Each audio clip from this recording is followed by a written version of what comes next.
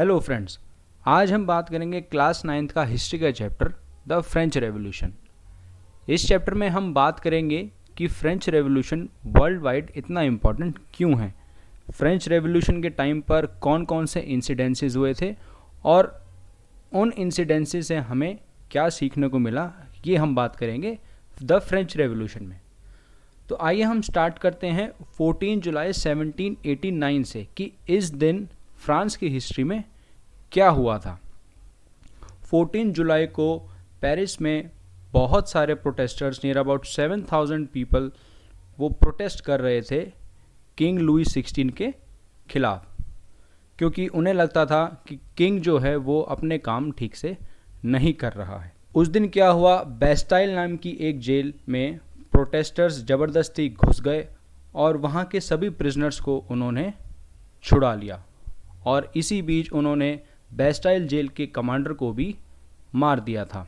इस जेल पे उन्होंने हमला इसलिए किया था क्योंकि वो जेल किंग की पावर को दर्शाता था, उसकी क्रूएल्टी को वो शो करता था। तो ये हुआ था 14 जुलाई 1789 में, जो कि एक सबसे बड़ा इंसिडेंट, या यूं कहेंगे कि ये एक मेन इंसिडेंट है जहाँ से फ्रेंच रेवोल्यूशन की शुरुआत हुई थी। अब बात आती है कि रेवोल्यूशन होता क्या है। What is revolution? A political change bring by lot of people in a very short period of time is known as revolution. अगर डेफिनेशन पूछ लें कि रेवोल्यूशन क्या होता है तो हम ये लिख सकते हैं। अब बात करते हैं थोड़े पास्ट की। हम बात करेंगे लुई 16 की। ये बिलोंग करते थे बॉर्बन फैमिली से, जो कि एक रॉयल फैमिली थी फ्रांस में। He became king of France in 1774 and was married to Princess of Austria, whose name was Maria.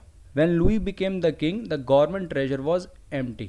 जब लुई द 16 को किंग बनाया गया फ्रांस का, तो फ्रांस का जो सरकारी खजाना था वो बिल्कुल खाली था। और इसके पीछे के रीजंस क्या हैं, ये बहुत ज़रूरी हैं और ये क्वेश्चन हमेशा पेपर में आता है। तो क्वेश्चन कुछ ऐसे आएगा कि why government treasury was empty when Louis 16 became the king of France. तो इसके 5 सिंपल से रीजंस हैं। पहला है, France wage lot of wars at the time and waging war cost lot of money. France बहुत ज़्यादा लड़ाई करता था दूसरी कंट्रीज़ के साथ और लड़ाई लड़ने के लिए बहुत सारा खर्चा होता है। दूसरा है, large amount of money was used to maintain the palace of Versailles. एक पैलेस था, बहुत बड़ा महल, जो कि वर्साइल में था और उसकी मेंटेनेंस में भी बहुत ज़्यादा पैसा खर्च होता था। The biggest enemy of France was Britain and France helped America to free its 13 colonies from Britain and for that they wage war and it cost them 2 billion livres. France कभी से ब्रिटेन का enemy रहा है और America की जो 13 colonies थी वो ब्रिटेन के अंडर थी। तो फ्रांस ने अमेरिका की हेल्प करी थी उनको ब्रिटिश रूल से इंडिपेंडेंस दिलाने के लिए और इसमें उनके 2 बिलियन लिवेर खर्च हुए थे। लिवेर उस टाइम की फ्रांस की करेंसी थी। फोर्थ पॉइंट आता है, government have to pay 10% as interest on the loan they have taken from money lenders. Government जो बैंक से या किसी भी बड़े बिजनेसमैन से पैसा लोन पे लेती थी, एज अ इंटरेस्ट उन्हें 10% उनको वापस देना पड़ता था। तो काफ़ी सारी अमाउंट वहाँ पर भी जाती थी। लास्ट पॉइंट इसमें यह आता है कि large amount of money was used to maintain public properties like parks, churches, schools etcetera and salaries were also given to government officials. अपने सरकारी कर्मचारियों को सैलरी देना और पब्लिक प्रॉपर्टीज़ को मेंटेन करने में भी काफ़ी सारा खर्चा आता है। तो ये सारी कंडीशंस थी जिससे कि गवर्नमेंट का जो ट्रेजर था वो लगभग एम्प्टी था जब लुई 16 किंग बने फ्रांस के। बात करते हैं फ्रांस की जो सोसाइटी है उसकी डिवीज़न किस हिसाब से कर रखी है। तो इसको 3 पार्ट्स में डिवाइड कर रखा है। फर्स्ट क्लास, जिसको हम क्लर्जी बोलते हैं, इसमें सभी प्रीस्ट इंक्लूड हैं। उसके बाद आता है second estate, nobles which include ministers, government officials and king.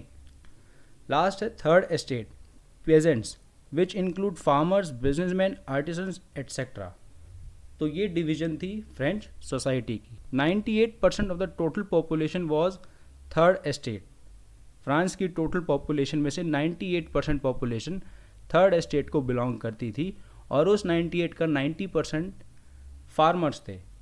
Farmers ज़्यादा तो थे लेकिन उनके पास ज़मीन बिल्कुल नहीं थी, क्योंकि most of the land belong to first and second estate. The first and second estate were given many privileges, और फर्स्ट और सेकंड एस्टेट को बहुत सारी सहूलियत और प्रिविलेजेस दी गई थी, जैसे कि उन्हें टैक्स देने की कोई ज़रूरत नहीं थी। कॉलेजेस में और स्कूल में उनको आराम से उनके चिल्ड्रन को एडमिशन मिल जाता था। वहीं थर्ड एस्टेट को काफ़ी सारे टैक्सेस देने पड़ते थे, दोनों फर्स्ट और सेकंड एस्टेट को। बात जब टैक्स की हुई तो अब हम बात करेंगे कि टाइप्स ऑफ टैक्सेस कौन कौन से थे। चैप्टर में 2 मेन टैक्सेस के बारे में बात कर रखी है। फर्स्ट है आपका tithes. This tax was paid by the third estate to the first estate.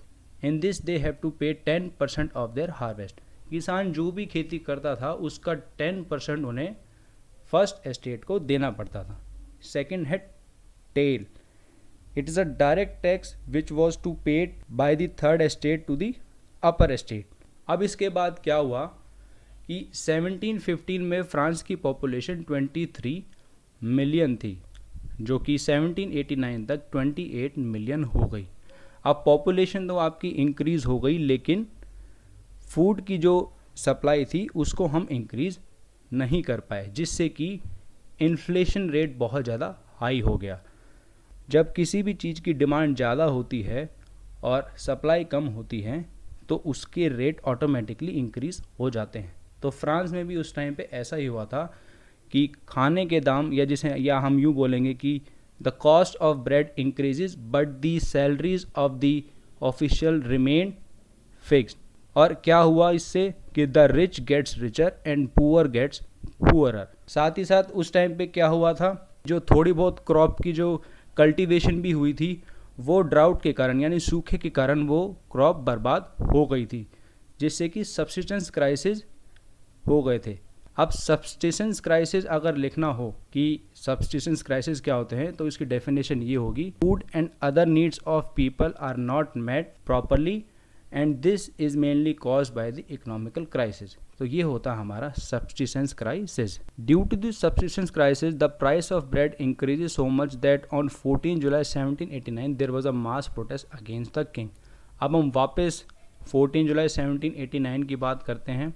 ये बात जो हमने बताई भी, ये फ्लैशबैक की बात थी कि कैसे कैसे पॉपुलेशन फ्रांस की इंक्रीज हुई और कैसे कैसे फूड के रेट इतने ज़्यादा ऊपर इंक्रीज़ हुए या इतने ज़्यादा बढ़ गए कि जिससे कि प्रोटेस्ट होना स्टार्ट हुआ। तो किसी भी प्रोटेस्ट को लीड करते हैं तो वहाँ कोई ना कोई फिलोसफर्स या कोई ना कोई लीडर्स होते हैं जो पूरी प्रोटेस्ट को लीड करते हैं।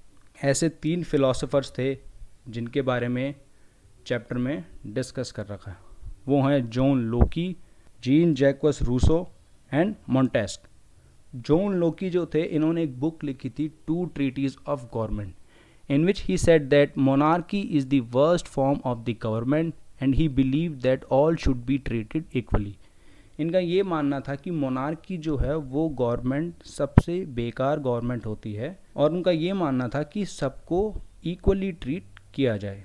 वहीं जो जीन जैक्वस रूसो थे, उन्होंने बुक लिखी थी the social contract, in which he said there should be a government consisting of ministers that listen to the population of their citizens, कि एक ऐसी गवर्नमेंट होनी चाहिए जो अपने सिटीजन्स की सुने, ना कि सिर्फ अपने लिए वो काम करे। तीसरे जो थे मॉन्टेस्क, इन्होंने तो ये बोल दिया था कि जो गवर्नमेंट की पावर है उनको 3 टीयर्स में डिवाइड कर देना चाहिए ताकि पावर का मिसयूज़ ना हो, जैसे कि एग्जीक्यूटिव, लेजिस्लेचर, जुडिशरी।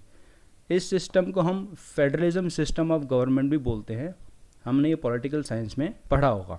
तो धीरे धीरे क्या होने लगा कि इन तीनों फिलोसफर्स के जो आइडियाज़ थे, जो इनकी थ्योरी थी, वो फ्रांस में हर जगह डिस्कस होनी शुरू हुई और धीरे धीरे जो था वो प्रोटेस्ट इंक्रीज़ होना शुरू हुआ। तो आज के लिए हम इतना ही डिस्कस करेंगे। आगे हम बात करेंगे कि ये प्रोटेस्ट आगे धीरे धीरे कैसे इंक्रीज़ हुआ और कैसे एक ऐसी गवर्नमेंट की फॉर्मेशन हुई उसके बाद जाके कि जहां किंग लुई द 16 को अपनी पावर छोड़नी पड़ी और पॉलिटिकल पार्टीज़ कैसे इमर्ज होके फ्रांस में आई। ये हम नेक्स्ट वीडियो में डिस्कस करेंगे। आज ही के लिए बस इतना ही। नेक्स्ट वीडियो हम जल्द आपके लिए लेके आएंगे। Thank you.